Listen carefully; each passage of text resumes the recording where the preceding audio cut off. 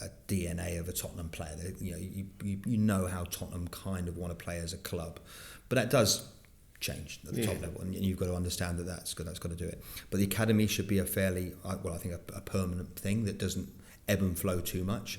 These are our basic principles. These are the types of things that we're going to do. These are our beliefs, and they might be. You're right. They're different from what other clubs do. So I remember being at Arsenal. So you all know Tunde Adeshokan. You know Tunde?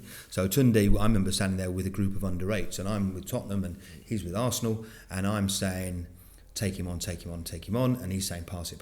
Yes. He's looking at me going, what are you doing? Absolutely, what you always hear about the two clubs, different in that respect. But that's absolutely fine. I haven't got any problem with that. And I remember him looking at me, and I go, it's all right, Tunde, you do what you do, and we'll do what we do. And it's just different because we believed that that's the best way of doing it. We wanted, at the foundation phase, messy games that replicated the schoolyard, weren't very pleasing to the eye. We didn't want it to look like the first team. Yeah. And in fact, you sit there going, no. I remember John going around, no, I don't want this. And it looked lovely, perfect, pom.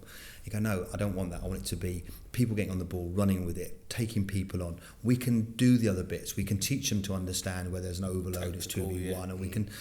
and Arsenal chose to do it a different way, and Arsenal have been hugely successful, so I'm not critical. I think you just decide on the way you're going to do it, and then you stick to your plan, and that's, I think, has always been the way for Tottenham at that time to produce really highly technical players, and that was our big thing, technical.